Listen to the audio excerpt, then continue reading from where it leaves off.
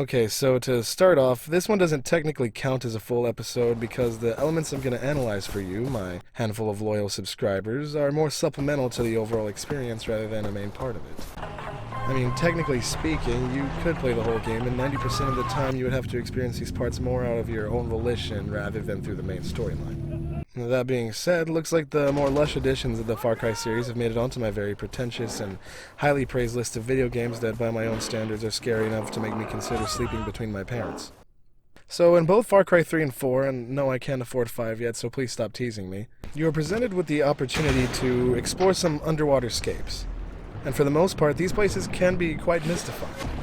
With their complex infrastructure and plethora of awe-inspiring secrets to behold within, I'll say it's pretty great stuff. But of course, as with anything wonderful, there's always a catch. And this catch happens to be that being underwater is typically fatal.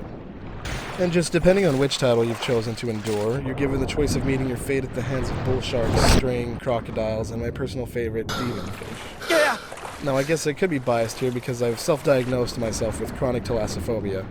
But I've just felt like there's always something about going underwater in these games. The fact that any of these beasts can be lurking from pretty much anywhere and you'd never know it until they decide to take a chunk out of your arm. And that's implying they don't just take your whole goddamn life. So if you're deciding that you fancy a swim between the Rook Islands, just remember that you're fucked as soon as you hit the water, because you literally can't use any of your weapons. That and underwater your vision is blurrier than when you lose your glasses in the club bathroom, so now you're blind and fucked. Oh yeah, and just remember, you never have to provoke an attack. They'll all find you eventually, and they'll all follow you till you're dead, and everyone will pass by and laugh because, face it, nobody wants to help a guy being chased by 3 sharks. And the sharks are relentless, by the way. They'll follow you all the way to shore, but at least by then you can assume the role of apex predator because you breathe air. Oh yeah, and then there's some stream floating around down at the butt. What the fuck? Before I get too far into Far Cry 3, I can't forget about partaking in the occasional swim in Karat, only to make the mistake of interrupting a reptilian nap.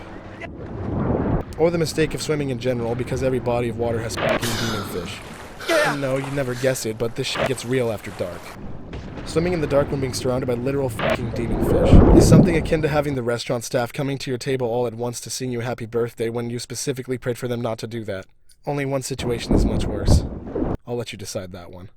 Oh yeah, and rhinos are fucking horrifying. Holy fuck! And on a final note, I guess I kinda do mirror this in other video games as well. Just going underwater and seeing you're the slowest one in there is just so unnerving, and it gives you a sort of naked feeling. I don't know, I mean, at least I feel safe swimming in Mario for the most part. Oh my god!